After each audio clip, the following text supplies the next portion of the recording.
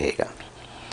الحمدللہ وحدہ والصلاۃ والسلام علی من لا نبی بعدہ، اما بعد۔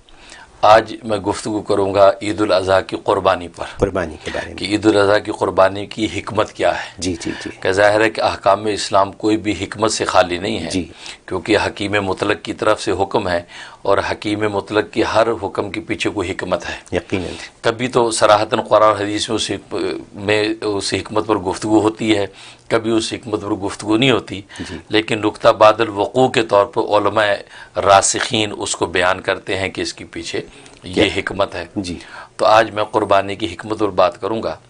اصل میں انسان کے لیے سب سے بڑا کمال عبادت کا کرنا نہیں ہے، بلکہ گناہ سے بچنا ہے۔ درست، بالکل درست۔ تو بڑا کمال اس کے لیے گناہ سے بچنا ہے، عبادت کا کرنا اس کے لیے کمال نہیں ہے، کیونکہ اگر یہ نفس کمال اس کے لیے ہوتا تو اس میں تو ملائکہ اس سے بہت آگے ہیں۔ یقین دیکھ، گناہ سے بچنا اصل میں اس کے لیے کمال ہے، اور یہ وجہ ہے کہ اللہ تبارک و تعالیٰ نے سب سے پہلا امتحان آدم علیہ الصلوۃ والسلام سے گناہ سے بچنے کا ہی لیا، جی ہاں، کہ جنت میں داخلہ دینے کے بعد کہا کہ اس درخت کے قریب نہیں جانا، تو گویا کہ وہ ایک گناہ تھا، اللہ کے حکم کی حکم عدولی ہوتی اگر وہ کھاتے، جی، تو گویا کہ اس لیے منع کر دیا، تو گناہ سے بچنے کا حکم فرمایا، اور انہوں نے وہی کر لیا انہوں نے۔ جی جی تو گویا کہ گناہ سے بچنا سب سے بڑا کمال تھا۔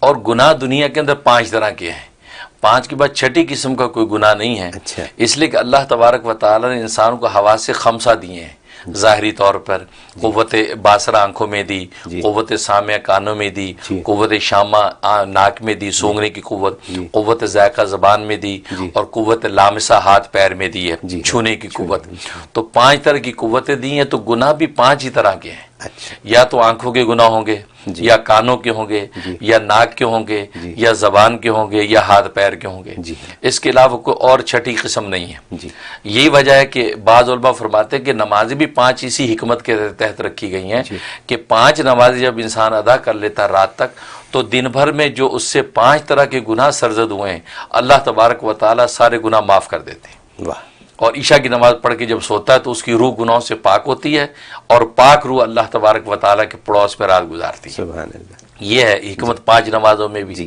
تو 5 طرح کے چونکہ گناہ ہیں، اور یہ گناہ انسان کس لیے کرتا ہے کہ انسان کے اندر اللہ نے ایک حیوانیت رکھی ہے، ایک بہیمیت ہے، جی، کیونکہ یہ 5 حواس حیوانوں میں بھی موجود ہیں۔ یا، حیوان دیکھتے بھی ہیں، سونگتے بھی ہیں، سنتے بھی ہیں، بولتے بھی ہیں، ہاتھ پیر کے ذریعے چھوتے بھی ہیں، جی، تو یہ اوصاف اس کے اندر ہے۔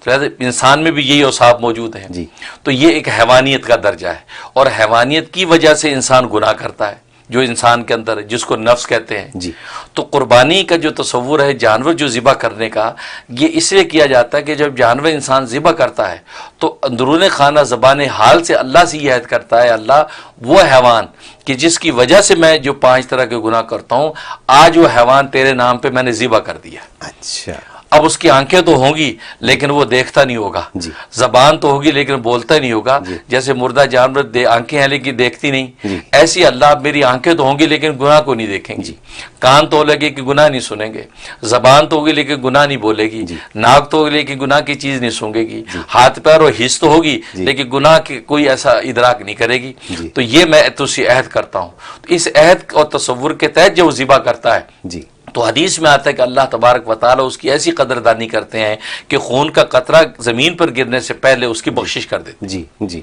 یہ وہ حکمت ہے کہ جس کے تحت جانور ذبح کرنے کا حکم دیا جاتا ہے، کیونکہ جانور جب ذبح کرنے کا مطلب یہ کہ اصل میں اندر کے جانور کو ذبح انسان کرتا ہے، اچھا، اور یہ وجہ ہے کہ جانور ذبح کرنے کے وقت گوشت کھانے کی نیت کرنا جائز نہیں ہے۔ اگر ایک آدمی قربانی کا جانور اس لیے لے کہ یار اچھا ہٹا کٹا گوشت اچھا نکلے گا، یار گوشت کھائیں گے، ہاں، تو اللہ کے نبی فرماتے یہ بس یہ تمہارے لیے کھانے کا گوشت ہے، یہ اللہ کے لیے قربانی نہیں ہوئی۔ ہاں، تبھی مسئلہ لکھا ہے کہ 7 حصے داروں میں اگر ایک حصے دار کی نیت گوشت کھانے کی ہوئی تو باقی 6 کی قربانی بھی قبول نہیں ہوتی۔ اوہو، اتنی خطرناک بات، صرف تقرب اللہ کی نیت کرنی ہے کہ اللہ اس جانور کو ذبح کرنے میں تیری قربت اور تیری رضا چاہیے۔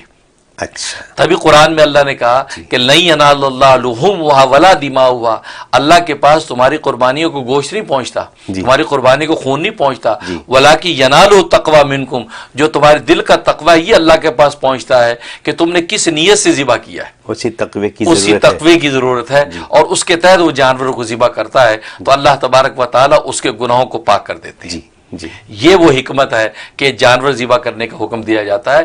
حقیقت میں انسان اپنے اندر کی جانور کو ذبح کرتا ہے جو نفس ہے کہ جس کی وجہ سے انسان گناہ کرتا ہے. اور میں نے بتایا جیسے گناہوں سے بچنا یہ اللہ کو بڑا پسند ہے. جی اسے حضرت کی ملت مجدد ملت مولانا اشرف علی تھانوی رحمہ اللہ تعالیٰ فرماتے ہیں جس نے نفس کی گردن پر پہلا قدم رکھ لیا یعنی گناہوں کو روک لیا اس کا دوسرا قدم جنت میں ہوگا. ہاں وہ تو پک گیا. بالکل یہ حکمت اس لیے قربانی کا حکم دیا جاتا ہے.